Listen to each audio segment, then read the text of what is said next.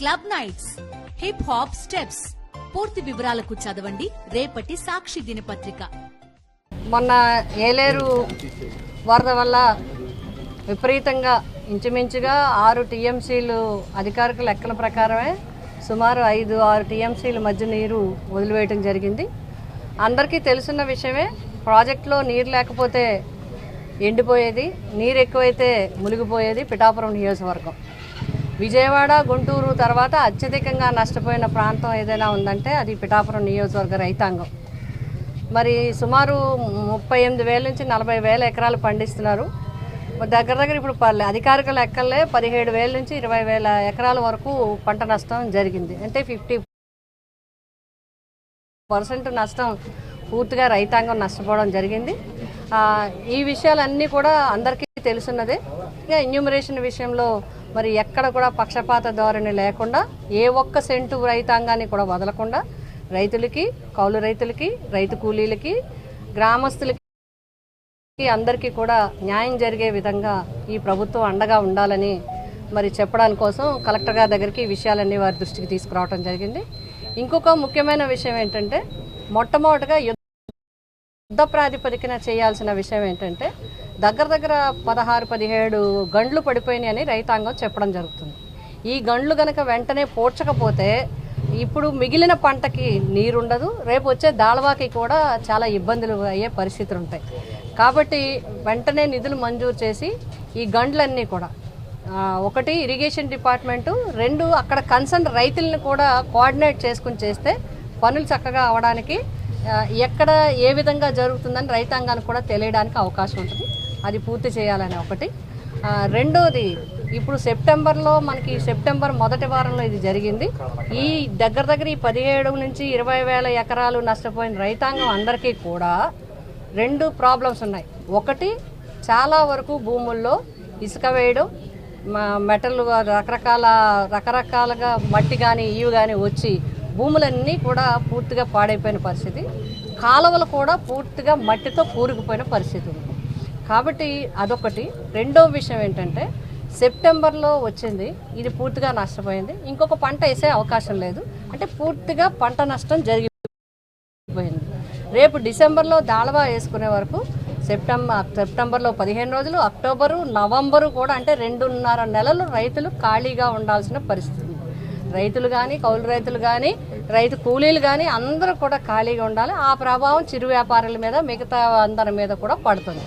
కాబట్టి రైతాంగాన్ని ఆదుకోవాలి. రైతుకు అన్నం పెట్టే రైతు, వెన్నెముకగా ఉండే రైతాంగాన్ని, రైతు కుటుంబాలని ఆదుకోవాలంటే ప్రభుత్వం వెంటనే తక్షణంగా ఉపాధి హామీ పథకాన్ని బాగా ఉపయోగించి రైతాంగానికి అండగా నిలాల్సిన అవసరం ఉంది.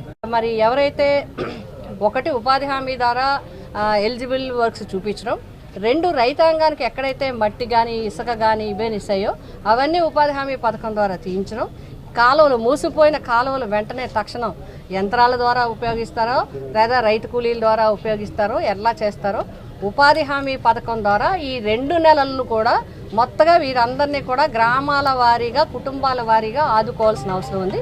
ఆ విషయం కూడా కలెక్టర్ గారి దృష్టికి తీసుకురావటం జరిగింది. అంతేకాకుండా ఇప్పుడు రీసర్వే జరిగినప్పుడు సాంకేతిక పరమైన ఇబ్బందులతో కొంతమంది రైతులకి నష్టపరిహారంలో కానీ, భూములు సూచించడంలో కానీ, లోన్స్ విషయంలో కానీ ఇబ్బందులు వస్తున్నాయి. అవన్నీ కూడా మేము పూర్తిగా వివరించడం జరిగింది. వాటికి అనుగుణంగా సరిచేసి, రెవెన్యూ శాఖ ద్వారా సరిచేసి వారిని అందరినీ ఆదుకోవాలని కోరుతున్నాం. అదేవిధంగా ఎన్యూమరేషన్ లిస్టులు కూడా ఎవరైతే చేశారో కాలనీస్లో ఇళ్ళు నష్టపోవటం కానీ, లేకపోతే ఇల్లు మునిగిపోవటం కానీ, వారికి నష్టపరిహారము ఆల్రెడీ స్టార్ట్ చేశారు. రైతాంగానికి 10,000, ఎకరానికి 10,000 చొప్పున. కొన్ని చోట్ల కొంతమందికి 5 ఎకరాలు ఉంటే 5 ఎకరాలకి రావటం జరిగింది. బట్ కొంతమందికి 5 ఎకరాలు ఉంటే 2 ఎకరాలకే వచ్చింది, 8 ఎకరాలు ఉంటే 3 ఎకరాలకే వచ్చింది. మిగతా నష్టపరిహారం కూడా ఇవ్వాలి. ఇవన్నీ ఈకేవైసీ కంప్లీట్ అవ్వకపోవడం వల్ల రైతాంగానికి ఇబ్బందులు ఉన్నాయి. ఈ ఎన్యూమరేషన్లో కూడా ఆ ప్రభావం పడే అవకాశం ఉంది. కాబట్టి వాళ్ళందరికీ కూడా ప్రత్యేకమైన దృష్టి పెట్టి వారికి చేయాలని చెప్పి మేము అందరం కూడా కోరడం జరిగింది.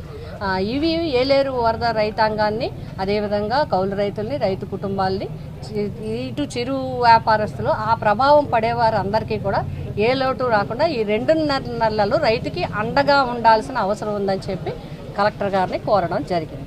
ఈ కాకుండా ఇంకొక 2 విషయాలు ఉన్నాయి. ఆ 2 విషయాలు కూడా కలెక్టర్ గారి ద్వారా ప్రభుత్వ దృష్టికి తీసుకెళ్లాలని కోరడం జరిగింది. ఆర్ఓబి కన్స్ట్రక్షన్ స్టార్ట్ చేయడం జరిగింది. ఆంధ్రప్రదేశ్ ప్రభుత్వం నుంచి అప్పుడు జగన్మోహన్ రెడ్డి గారు 40 కోట్లు ల్యాండ్ ఎక్విజిషన్కి, అదేవిధంగా సేతు బంధు పథకం ద్వారా నేషనల్ హైవేస్ మినిస్ట్రీ ద్వారా 60 కోట్లు, మొత్తం 100 కోట్లు ఆర్ఓబికి శాంక్షన్ చేయించడం జరిగింది. పూర్తిగా అన్ని రకాలుగా ఆర్డర్స్ కూడా వచ్చాయి. ఇంక ఇంప్లిమెంటేషన్ చేసి దాన్ని పూర్తి చేయాలని కోరడం జరిగింది. ఇంకా కాకుండా ఇంకొక 2 ముఖ్యమైన విషయాలు ఉన్నాయి. ఒకటి, గొల్లప్రోల్లో జగనన్న కాలనీ ఉంది. జగనన్న కాలనీకి ఏ విధమైన ముంపు లేకపోయినప్పటికీ కూడా ఏలేరు కాలువ నుంచి దాటెళ్ళాలి కాబట్టి కాలువ మీద బ్రిడ్జ్ లేకపోవడం వల్ల అక్కడ అందరూ కూడా ఆ కాలనీ వాసులు అందరూ కూడా ఇబ్బంది పడుతున్నారు. దానికి గతంలో 2.5 కోట్లతో ఎస్టిమేషన్ వేసి అన్నీ కూడా సిద్ధం చేసి మొత్తం ప్రపోజల్స్ పంపించడం జరిగింది. అది కనుక శాంక్షన్ చేయించినట్లయితే ఆ కాలనీ వాసులకి ఏ విధమైన ఇబ్బంది లేకుండా ఉంటుంది. అలాగే గొల్లప్రోలు మున్సిపాలిటీలో సూరంపేట కాలనీ కూడా ఆల్రెడీ పిల్లర్స్ వేసి ఉంది. స్లాబ్ వేసి అప్రోచెస్ వేస్తే కనుక ఒక 20-25 లక్షల్లో ఆ పని కూడా పూర్తయినట్లయితే ఆ కాలనీ వాసులకు కూడా ఏ విధమైన ఇబ్బంది లేకుండా అవుతుంది. కాబట్టి ఇవి చిన్న వెంటనే చేయడానికి అవకాశం ఉన్నాయి. కాబట్టి తక్షణం చేయించాలని చెప్పి మేము కోరడం జరిగింది.